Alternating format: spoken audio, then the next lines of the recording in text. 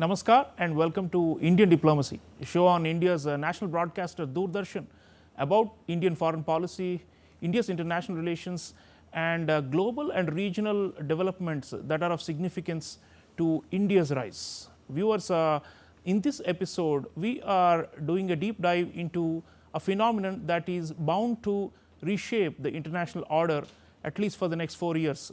This is the second coming of Donald Trump as President of the United States.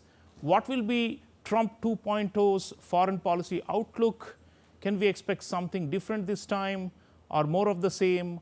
How will different countries adjust to Trump's disruptive as well as unusual presidency?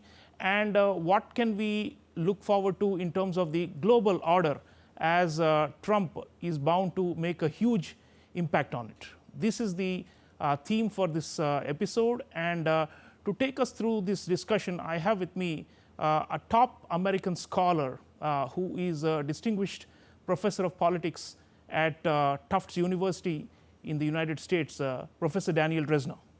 Professor Drezner is a leading expert on American foreign policy and has written widely and is followed all over the world. And one of his books, I must mention for the audience, is actually about Trump's style of presidency. And he has actually closely studied and commented upon it. Daniel, welcome to Indian Diplomacy. Thank you for having me.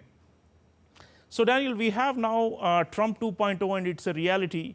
And this is causing ripple effects all over the world. Many events are kind of adjusting themselves to meet this new reality, and you see around the world a buzz about what this is going to mean. So to start with, I'd like you to please come in and weigh in on the the general question of, is this more continuity from Trump's first term, or do you see changes? I've seen you writing lately that he might be inclined to take more risks than usual than in the past, and that he may be even more radical than in his first term, because now it's about his legacy and he has no more elections to fight.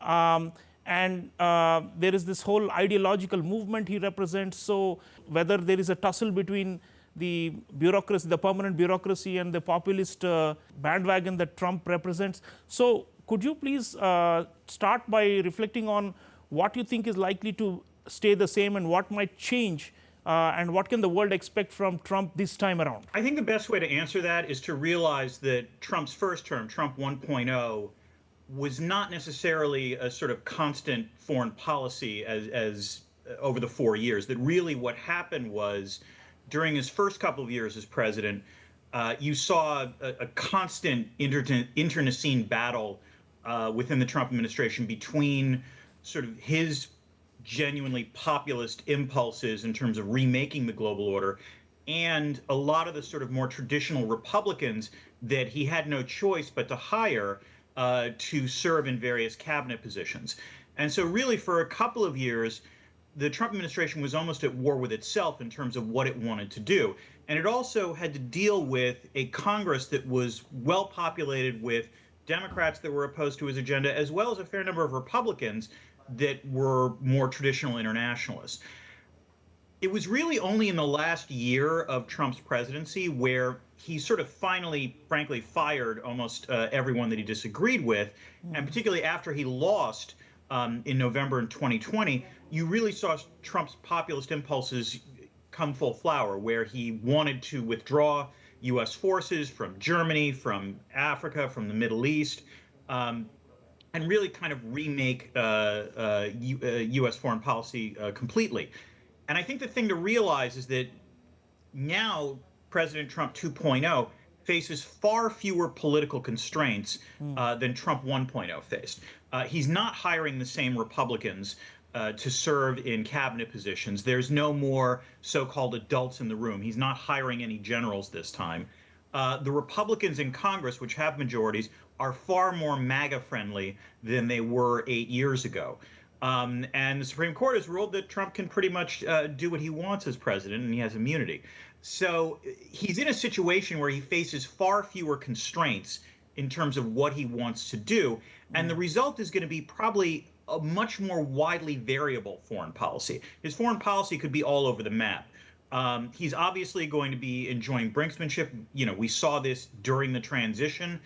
We are likely going to see this during his at least his first year in office.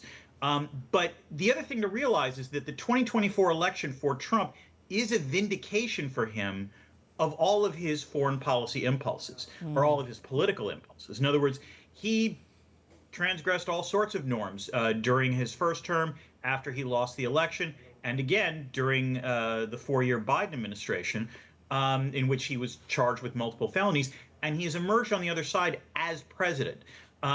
This is the danger in terms of Trump's ability to feel like he can probably do anything at this point and get away with it, because, to be fair, that's what his track record has been to date.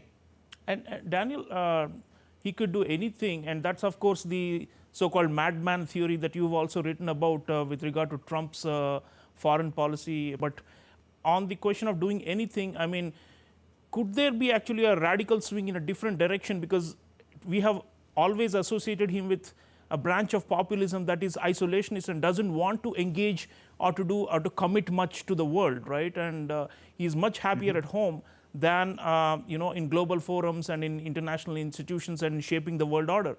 But then now we've seen during the transition all this strange talk about taking over Greenland and annexing Canada and Panama and so on. So I'd like to ask you if you think that there is some kind of a wild swing possible from isolationism to some kind of neo-imperialism.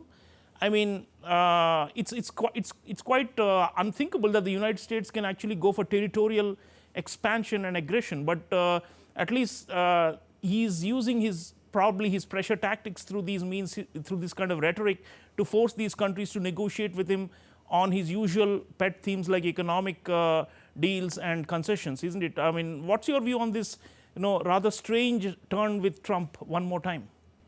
My view on this is that labeling Trump as an isolationist is a category error. Trump is not an isolationist. Trump is a mercantilist who prefers to use force in the Western Hemisphere rather than anywhere else. And I think that's the way you have to understand why Trump has been talking about Greenland or the Panama Canal or Canada becoming the 51st state. To be clear, I'm pretty skeptical that you're actually going to see the use of military force, particularly in Greenland and Canada. The Panama Canal Zone is a separate story, as well as, by the way, Mexico as well. But the way that to think about Trump is that first of all, he has sort of a 19th century vision of international politics. And in the 19th century, land equaled power. And so he sees a world where if the United States exercises more territorial control, it is somehow seen as a great power. And I think another way to think about this is that, weirdly enough, he's following the footsteps of folks like Vladimir Putin or Xi Jinping. Putin obviously annexed Crimea and has invaded Ukraine. And in response to that, Putin's popularity within Russia, particularly in 2014, shot up dramatically. Similarly, Xi Jinping has dedicated himself to reunifying Hong Kong and Taiwan with China, again, seeing that territory matters. I think that Trump, to some extent, is following their pattern, where he thinks that if he can somehow redraw the map to enlarge the United States, that's his historical legacy. I think the other thing that's going on here, as you say, and as I wrote about the madman theory, Trump likes to, if there is nothing else that Donald Trump enjoys, it is transgressing previously accepted international norms. And the most powerful norm of the post-war international order has been the concept of territorial sovereignty. The idea that we are past the stage where the way you settle international disputes is to grab territory. But with what Russia has done in Ukraine, with what Israel has done in the Golan Heights, with what China is threatening to do with Taiwan, and India and Pakistan as well, I would add, you're seeing Trump sort of embrace the violation of this norm as an indication of, if other actors are going to do this, then that entitles the United States to do it as well. The other thing I would say about this is that if there is Donald Trump in international politics is a classic bully, by which I mean that what bullies like to do is pick on weaker actors. Bullies like to bully people that they know they can win against. And so the United States under Trump is going to have no problem picking on Canada or picking on Denmark and Greenland or picking on Panama, because the U.S. enjoys a massive asymmetric power advantage vis-a-vis those allied states. I think Trump is hopeful that that form of bullying will translate into a reputation for toughness with U.S. adversaries like Russia and China. I am deeply skeptical that that will actually be the case, but nonetheless, I am pretty sure that that's what Trump thinks is going to happen. Right. So, viewers, it's possible that even the United States will become a revisionist power, and that's what Professor Drezner is saying. Yeah, normally we associate this with China and Russia, but even the US, maybe there's a new norm being created where the old guardrails are falling apart. Daniel, you already mentioned the adversaries, and let's go to China. I mean, that's the number one great power rival of the United States.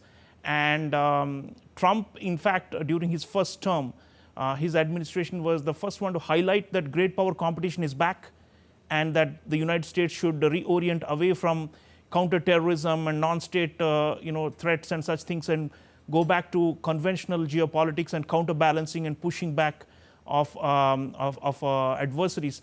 So, but in implementation, there were many a slip between cup and lip, as the saying goes.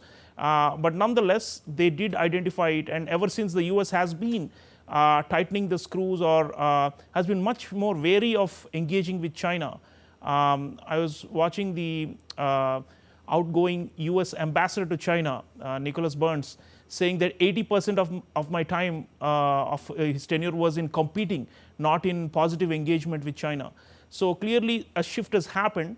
What do you think that's going? I mean, I was reading Yan Zuetong, one of the well-known Chinese scholars at Tsinghua University, and he says that Trump will be a difficult customer and he's going to be aggressive, but his isolationism will help China, and his inability to build coalitions will help China, and that essentially China will look to divide the field and not ensure any kind of a large-scale counterbalancing coalition from emerging, because Trump will alienate so many of his strategic partners and allies. So do you think Trump will have a strategy at least this time around and sustain it to maintain pressure on China? And this question matters a lot to us in India, and as you know, many other US allies and partners in the Indo-Pacific, because there's a bit of a uncertainty factor when it comes to Trump, because you never know when he will turn around and say Xi Jinping is my best friend and I'm going to do a deal with him. You're exactly right. I do think, to the extent that there is a degree of unanimity within Trump's various cabinet officials this time around, it is in fact a sort of hawkish posture towards China. In some cases, this is because the likes of, let's say, Secretary of State Marco Rubio view China as the paramount threat, as you said. In other instances, where you have mercantilists who are basically extremely worried about the fact that China is running $1 trillion trade surplus, and that China is eroding the U.S. industrial base. And so for that reason, they want to launch a larger trade war with China. And so in that sense, you're likely to see, at least in the first year, an extremely hawkish approach towards China. And in theory, that should include allies, whether you're talking about the Quad, or whether you're talking about AUKUS, or the Northeast Asian allies of Japan and South Korea. In theory, that could lead to an integrated approach to China. But as you said, first of all, Donald Trump doesn't play well with allies. He much prefers to bully them. So I'm skeptical that the coordination with allies is going to be all that successful. The other thing that I think will dominate Donald Trump's second term, and this was a replay of what we saw in Trump 1.0, is that despite all of the hawkish rhetoric, despite the trade war that was launched against China, you constantly saw Donald Trump trying to cut a sort of grand bargain with Xi Jinping. And one of the things that was very clear in the first term was that Donald Trump was willing to trade off just about every issue in return for some sort of economic deal. Donald Trump refrained from criticizing China about abuses in Xinjiang.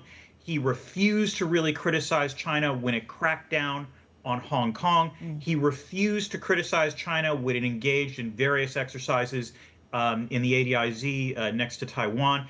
And when a Huawei executive was arrested in Canada on charges of violations of sanctions, Trump floated the idea of returning her to China in return for a grander bargain. And so one of the things that Donald Trump thinks about himself is that he is a great deal maker.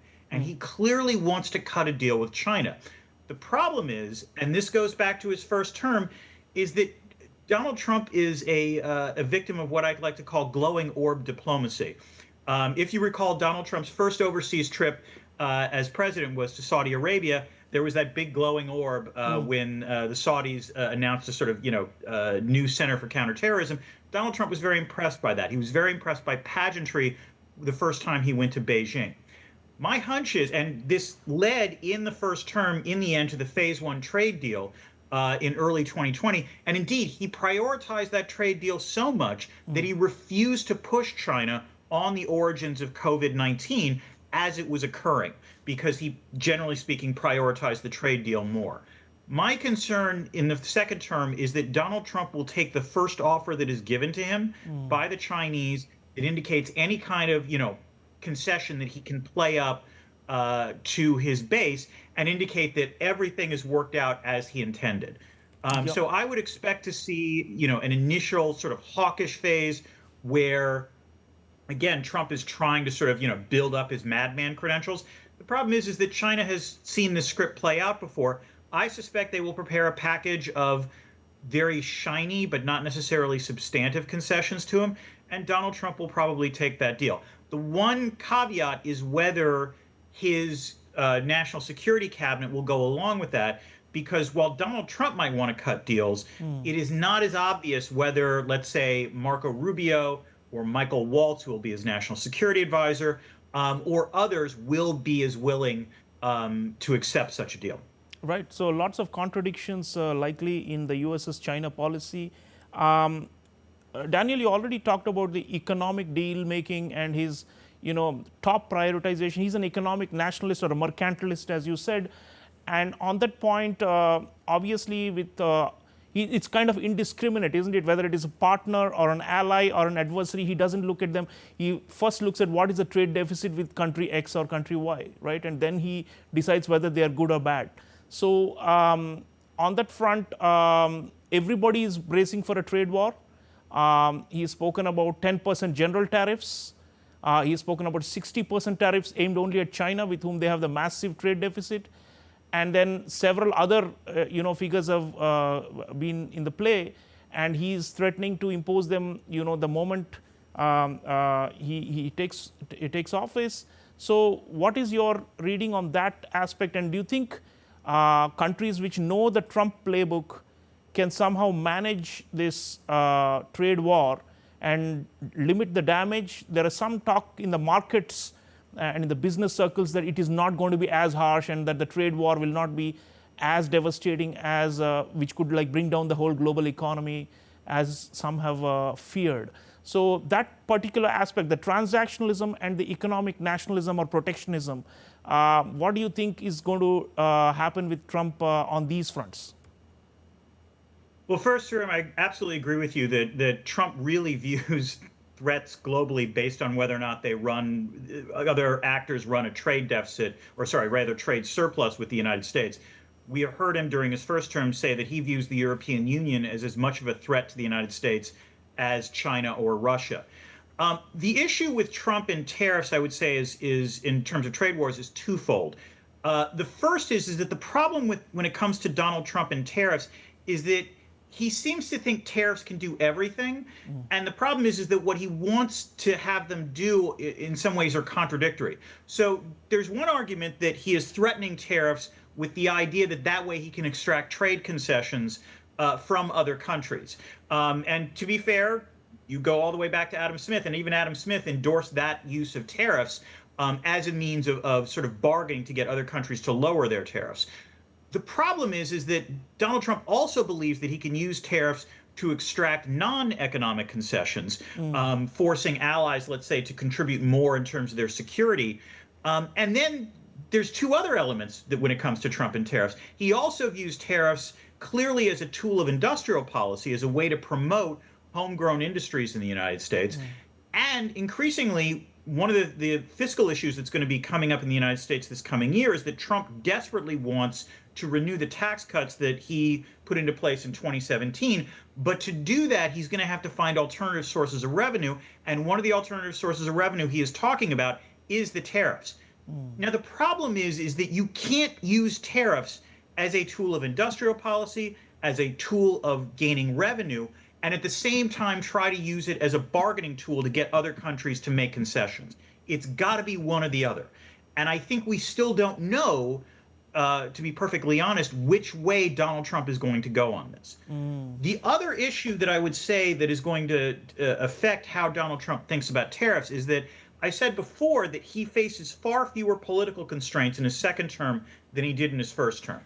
There is one constraint that Donald Trump is, however, going to pay attention to, and this was where things get interesting, and I would argue it's financial markets. If financial markets react badly to a serious trade war, if Trump actually were to impose a 60% tariff on Chinese imports or impose a 20% across the board tariff, I think it's safe to say markets are not going to be super keen on that. And if there is a serious market reaction, if there is a sort of Liz Truss style reaction, it would not surprise me if Trump walked back some of the tariff announcements. In other words, the one thing that he doesn't want to, the one thing that he cares about a great deal, and the one thing that he can't claim as fake news is how the stock market and bond market reacts to his policies. If that goes badly, you might see Trump try to walk back or try to introduce massive exceptions to whatever tariffs that he's introduced. Right. So there are still going to be some limits on Trump in his second term. Last word, Daniel.